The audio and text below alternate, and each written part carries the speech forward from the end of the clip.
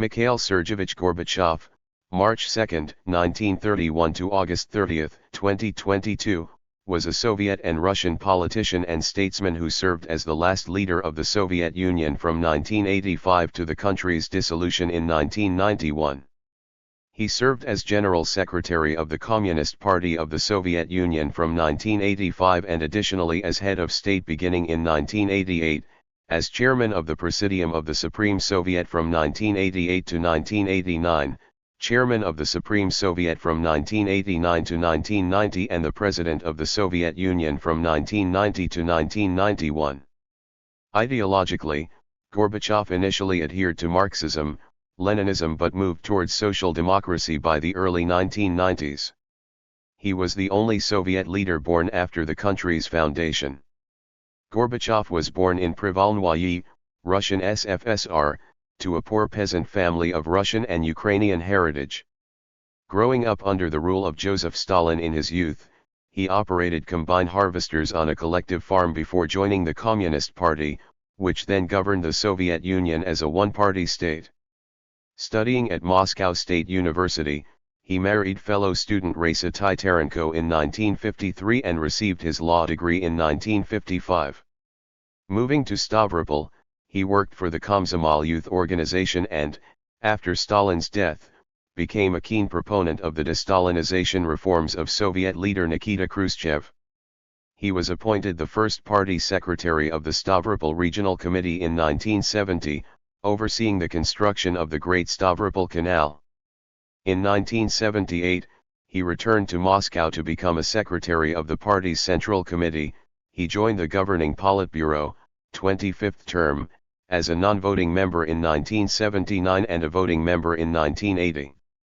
3 years after the death of Soviet leader Leonid Brezhnev following the brief tenures of Yuri Andropov and Konstantin Chernenko in 1985, the Politburo elected Gorbachev as General Secretary, the de facto leader.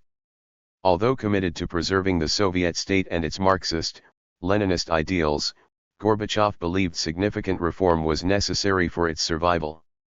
He withdrew troops from the Soviet-Afghan War and embarked on summits with United States President Ronald Reagan to limit nuclear weapons and end the Cold War.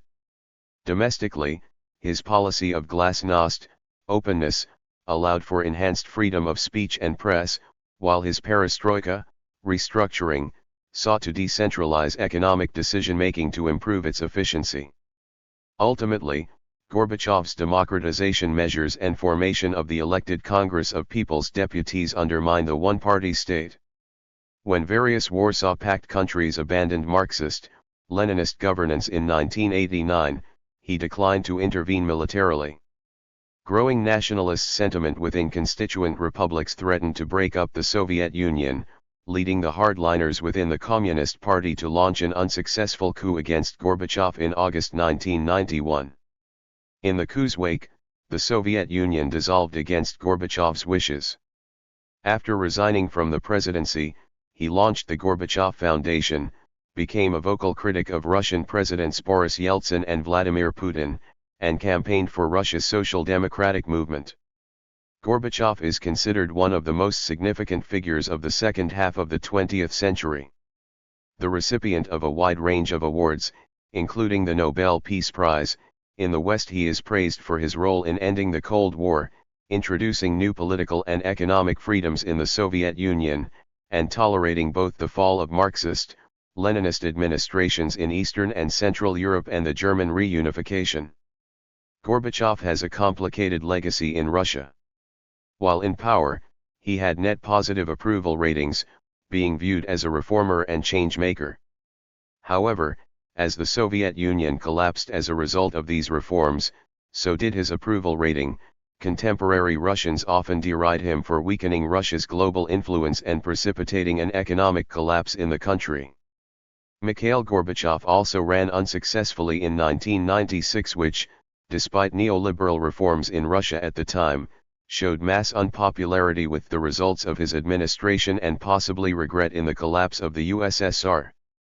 Throughout his life, he tried to dress fashionably.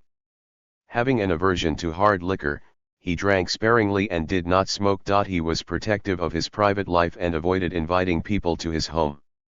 Gorbachev cherished his wife, who in turn was protective of him. He was an involved parent and grandparent. He sent his daughter, his only child, to a local school in Stavropol rather than to a school set aside for the children of party elites. Unlike many of his contemporaries in the Soviet administration, he was not a womanizer and was known for treating women respectfully. Gorbachev was baptized Russian Orthodox, and when he was growing up, his grandparents had been practicing Christians.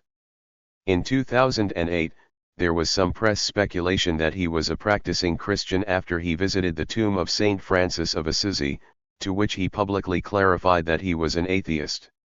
Since studying at university, Gorbachev considered himself an intellectual. Dodor and Branson thought that his intellectualism was slightly self-conscious, noting that unlike most Russian intelligentsia, Gorbachev was not closely connected to the world of science, culture, the arts, or education. When living in Stavropol, he and his wife collected hundreds of books. Among his favorite authors were Arthur Miller, Dostoevsky, and Chingiz Aitmatov, while he also enjoyed reading detective fiction. He enjoyed going for walks, having a love of natural environments, and was also a fan of association football. He favored small gatherings where the assembled discussed topics like art and philosophy rather than the large, alcohol-fueled parties common among Soviet officials. Gorbachev's university friend, Mlinar, described him as loyal and personally honest. He was self-confident, polite, and tactful. He had a happy and optimistic temperament. He used self-deprecating humor and sometimes profanities, and often referred to himself in the third person. He was a skilled manager and had a good memory. A hard worker or workaholic, as general secretary, he would rise at 7 o'clock or 8 o'clock in the morning and not go to bed until 1 o'clock or 2 o'clock. He commuted from the western suburbs between 9 and 10 in the morning and returned home around 8 in the evening. Taubman called him a remarkably decent man. He thought Gorbachev to have high moral standards. Boris Medvedev thought he was a talented orator, in 1986 stating that Gorbachev is probably the best speaker there has been in the top party echelons since Leon Trotsky.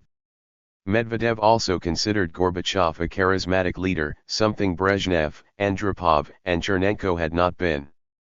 Dodor and Branson called him a charmer capable of intellectually seducing doubters, always trying to co-opt them, or at least blunt the edge of their criticism.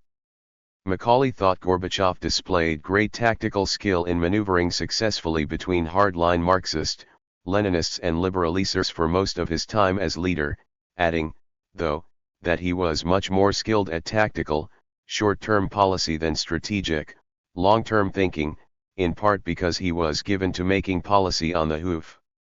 Dodor and Branson thought Gorbachev a Russian to the core, intensely patriotic as only people living in the border regions can be. Taubman also noted that the former Soviet leader has a sense of self-importance and self-righteousness as well as a need for attention and admiration which grated on some of his colleagues. He was sensitive to personal criticism and easily took offense. Colleagues were often frustrated that he would leave tasks unfinished and sometimes also felt underappreciated and discarded by him. Biographers Dodor and Branson thought that Gorbachev was a Puritan with a proclivity for order in his personal life. Taubman noted that he was capable of blowing up for calculated effect. He also thought that by 1990, when his domestic popularity was waning, Gorbachev had become psychologically dependent on being lionized abroad, a trait for which he was criticized in the Soviet Union. Macaulay was of the view that one of his weaknesses was an inability to foresee the consequences of his actions. Gorbachev died at the Central Clinical Hospital in Moscow on August 30, 2022, at the age of 91. He died after a severe and prolonged illness, according to the hospital. For a number of years before his death, Gorbachev suffered from severe diabetes and underwent several surgeries and hospital stays. In April 2011, Gorbachev underwent complex spinal surgery in Germany, at the Munich Klinik Schönklinik München-Harlaking. On June 11, 2013, it was reported that Gorbachev was hospitalized for a routine examination. 2 months earlier, he had not come to the funeral of Margaret Thatcher for health reasons. On October 22, 2013, it became known that Gorbachev was undergoing another examination in a German clinic. He was also hospitalized in the Central Clinical Hospital on October 9, 2014. Also in 2014, Gorbachev underwent oral surgery. Gorbachev was briefly hospitalized in May 2015 as well. In November 2016, Gorbachev had a pacemaker installed at the Moscow Central Clinical Hospital. Also in 2016, he underwent surgery to replace his lenses due to cataracts. The length of his hospital visits increased in 2019, with Gorbachev hospitalized in December with pneumonia. At the beginning of 2020, Gorbachev was placed under the continuous supervision of doctors. Gorbachev's condition deteriorated even further in July 2022 as he developed kidney problems, which led to him being transferred for hemodialysis. Shortly before his death, Gorbachev underwent 4 more operations, lost 40 kilograms of weight, and could no longer walk. In interviews given shortly before his death, Gorbachev had complained about health and appetite problems. Gorbachev was receiving palliative care, but was allowed to leave the hospital for short periods of time. On August 29, 2022, Gorbachev arrived at the Central Clinical Hospital for another hemodialysis, where he died on August 30 at approximately 10 p.m. Moscow time. Russian President Vladimir Putin bid an official farewell to Gorbachev on September 1, 2022 during a visit to the Central Clinical Hospital, where he laid flowers at his coffin. His press secretary Dmitry Peskov said that the tight schedule of the president would not allow him to be present at the funeral, as he was scheduled to visit Kaliningrad. A funeral for Gorbachev was held on September 3, 2022 from 10 a.m. to 12 noon in the Column Hall of the House of Unions. The ceremony included an honor guard, but was not an official state funeral. The service included rites administered by a Russian Orthodox priest. Gorbachev was buried at Moscow's Novodevichy Cemetery, in the same grave as his wife Raisa, as requested by his will. Russian President Vladimir Putin expressed his condolences on the death of Gorbachev and paid tribute to him at the Moscow hospital where the ex-president had died but, according to spokesman Dmitry Peskov, had no time to attend his funeral due to a busy work schedule. Putin also sent a telegram to Gorbachev's family, calling him a politician and statesman who had a huge impact on the course of world history. Russian Prime Minister Mikhail Mishustin called Gorbachev an outstanding statesman. Other reactions were less positive, with the leader of Russia's Communist Party, Gennady Zhuganov, stating that Gorbachev was a leader whose rule brought absolute sadness, misfortune, and problems for all the peoples of our country. Nina Yeltsina, widow of former Russian President Boris Yeltsin, said that Gorbachev sincerely wanted to change the Soviet system and transform the USSR into a free and peaceful state. European Commission President Ursula von der Leyen paid tribute to him on Twitter, as did the UK's Prime Minister Boris Johnson, former US Secretary of State Condoleezza Rice and Ireland's Taoiseach Michael Martin. United Nations Secretary-General Antonio Guterres said Gorbachev was a one-of-a-kind statesman who changed the course of history and a towering global leader, committed multilateralist, and tireless advocate for peace, as former U.S. Secretary of State James Baker III stated that history will remember Mikhail Gorbachev as a giant who steered his great nation towards democracy in the context of the Cold War's conclusion. Queen Elizabeth II, in her condolence and in one of her last public messages, stated that through his courage and vision, he gained the admiration, affection, and respect of the British people. Canadian Prime Minister Justin Trudeau said he helped bring an end to the Cold War, embraced reforms in the Soviet Union, and reduced the threat of nuclear weapons. He leaves behind an important legacy, while former Canadian Prime Minister Brian Mulroney said that he was a very pleasant man to deal with and history will remember him as a transformational leader. French President Emmanuel Macron called Gorbachev a man of peace whose choices opened up a path of liberty for Russians. U.S. President Joe Biden called Gorbachev a man of remarkable vision. Polish Foreign Minister Zbigniew Rau stated that Gorbachev had increased the scope of freedom of the enslaved peoples of the Soviet Union in an unprecedented way, giving them hope for a more dignified life. Lithuanian Foreign Minister Gabrielius Landsbergis said that Lithuanians would not glorify Gorbachev or forget about the 1991 January events. The 14th Dalai Lama wrote to the Gorbachev Foundation to express his condolences to his daughter, Irina Virginskaya, and members of his family, his friends and supporters. Japan's Prime Minister Fumio Kishida said Gorbachev had left behind great accomplishments as a world leader supporting the abolishment of nuclear weapons. Germany's former Chancellor Angela Merkel, who grew up in East Germany, said he completely changed her life and the world, while current German Chancellor Olaf Scholz hailed Gorbachev's role in reuniting Germany. Opinions on Gorbachev are deeply divided. According to a 2017 survey carried out by the independent Institute Levada Center, 46% of Russian citizens have a negative opinion towards Gorbachev, 30% are indifferent, while only 15% have a positive opinion. Many, particularly in Western countries, see him as the greatest statesman of the second half of the 20th century. U.S. press referred to the presence of Gorbimania in Western countries during the late 1980s and early 1990s, as represented by large crowds that turned out to greet his visits, with Time naming him its Man of the Decade in the 1980s. In the Soviet Union itself, opinion polls indicated that Gorbachev was the most popular politician from 1985 through to late 1989. For his domestic supporters, Gorbachev was seen as a reformer trying to modernize the Soviet Union, and to build a form of democratic socialism. Taubman characterized Gorbachev as a visionary who changed his country and the world, though neither as much as he wished.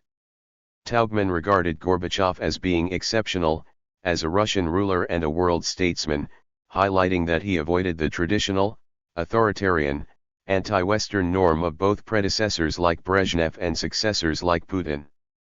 Macaulay thought that in allowing the Soviet Union to move away from Marxism, Leninism, Gorbachev gave the Soviet people something precious, the right to think and manage their lives for themselves, with all the uncertainty and risk that entailed. Gorbachev's negotiations with the U.S. helped bring an end to the Cold War and reduce the threat of nuclear conflict. His decision to allow the Eastern Bloc to break apart prevented significant bloodshed in Central and Eastern Europe. As Taubman noted, this meant that the Soviet Empire ended in a far more peaceful manner than the British Empire several decades before. Similarly, under Gorbachev, the Soviet Union broke apart without falling into civil war, as happened during the breakup of Yugoslavia at the same time. Macaulay noted that in facilitating the merger of East and West Germany, Gorbachev was a co-father of German unification, assuring him long-term popularity among the German people. However, he remains a controversial figure in former Soviet-occupied and administered countries such as the Baltic states, Ukraine, Georgia, Kazakhstan, Azerbaijan, and Poland, after violent repressions against the local populations who sought independence.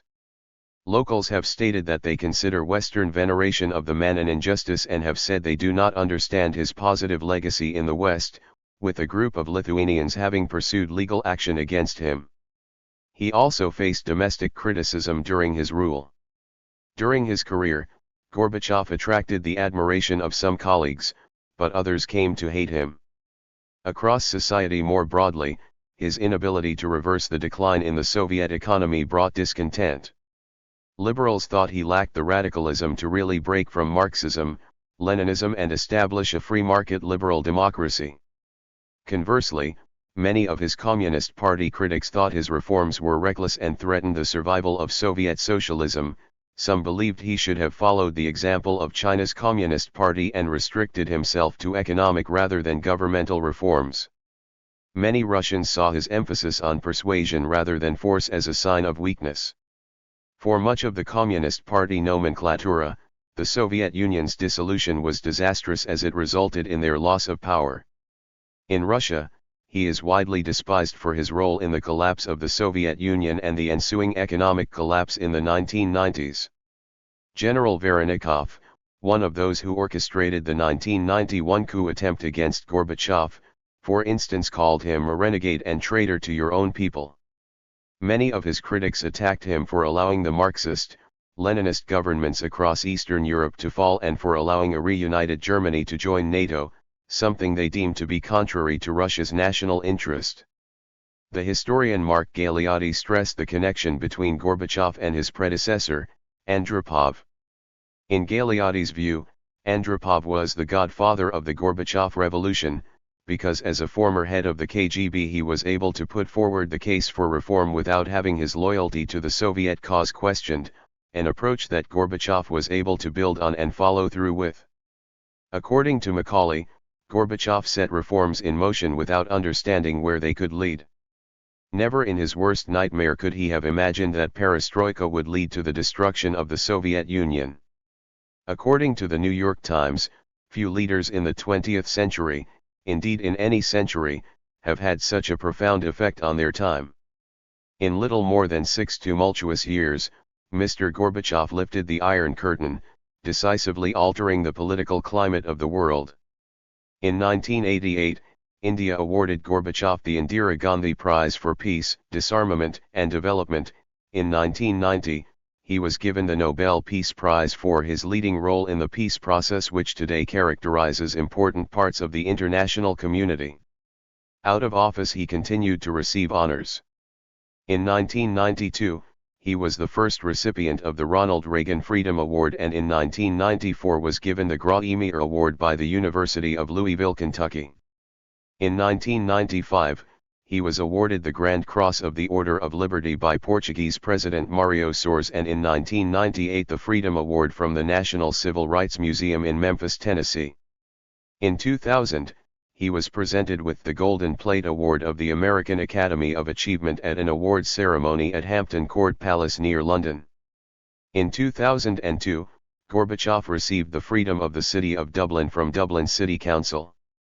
In 2002, Gorbachev was awarded the Charles V Prize by the European Academy of Youth Foundation. Gorbachev, together with Bill Clinton and Sophia Loren, were awarded the 2004 Grammy Award for Best Spoken Word Album for Children for their recording of Sergei Prokofiev's 1936 Peter and the Wolf for Pentatone. In 2005, Gorbachev was awarded the Point Alpha Prize for his role in supporting German reunification. Thank you for watching this video.